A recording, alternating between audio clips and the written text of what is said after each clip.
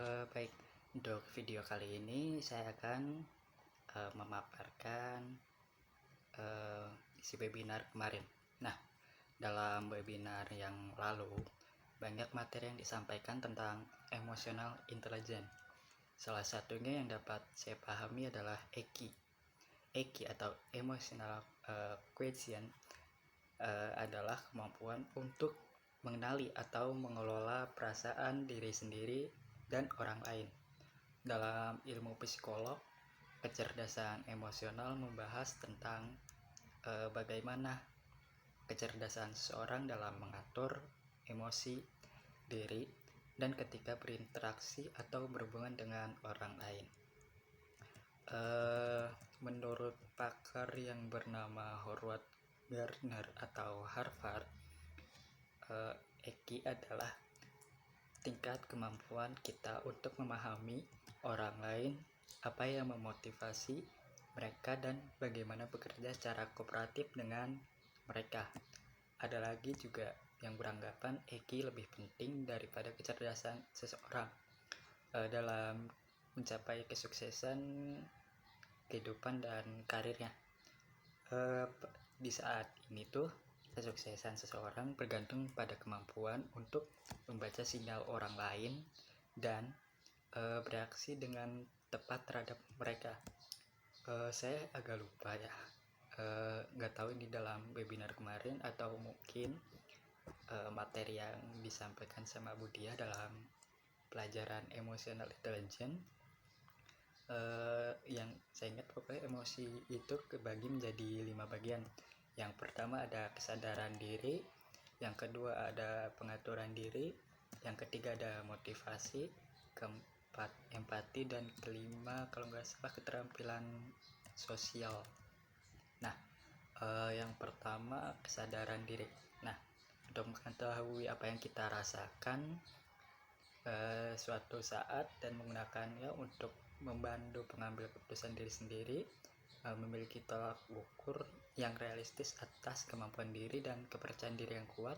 Mengembangkan kesadaran diri membutuhkan penyesuaian terhadap perasaan kita yang sebenarnya. Jika kita mengevaluasi lagi emosi diri kita pasti bisa dapat mengelolanya. Unsur kesadaran diri itu ada dua. Yang pertama ada kesadaran emosional, yaitu kemampuan untuk mengenali emosi sendiri dan efeknya. Terus yang kedua juga ada percaya diri, yaitu ketulusan tentang harga diri dan kemampuan sendiri. Selanjutnya ada pengaturan diri, yaitu menangani dan mengendalikan emosi kita dengan benar akan berdampak positif kepada pelaksanaan tugas, peka terhadap kata hati, dan juga sanggup menunda kenikmatan sebelum tercapainya suatu sasaran, juga mampu pulih kembali dari suatu tekanan. Nah, pengaturan diri itu melibatkan beberapa aspek. Yang pertama ada kontrol diri, lalu selanjutnya ada mempertahankan standar kejujuran dan integritas, kedua hati nurani, ketiga penanganan perubahan dan dengan refleksibilitas, dan yang terakhir terbuka terhadap ide-ide yang baru. Selanjutnya ada motivasi. Nah, motivasi ini tuh terdiri dari beberapa aspek, yaitu terus berusaha untuk meningkatkan atau memenuhi standar keunggulan, menyelaraskan dengan tujuan atau kelompok organisasi, mempersiapkan diri untuk bertindak berdasarkan peluang, juga terakhir mengejar tujuan dengan gigih meskipun ada rintangan. Lalu ada empati, yaitu merasakan apa yang dirasakan orang lain, mampu memahami mereka dan menumbuhkan hubungan saling percaya dan menyelaraskan diri dengan banyak orang.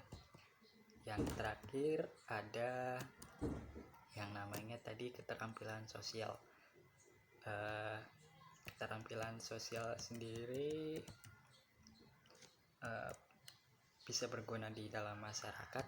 Yang pertama itu menghasilkan taktik persuasi yang efektif, terus mengirim pesan yang jelas, terus ada kelompok dan orang yang inspirasi dan pembimbing, bisa mengubah katalis atau mulai mengelola perubahan, dapat memanajemen konflik, yaitu memahami, bernegosiasi dan menyelesaikan perselisihan, membangun ikatan yang artinya memiliki hubungan instrumental, terus juga bisa kolaborasi dan diajak kerjasama, yaitu bekerja dengan orang lain untuk mencapai tujuan yang sama. Yang terakhir, kemampuan tim, yaitu menciptakan sinergi kelompok dalam mengejar tujuan bersama.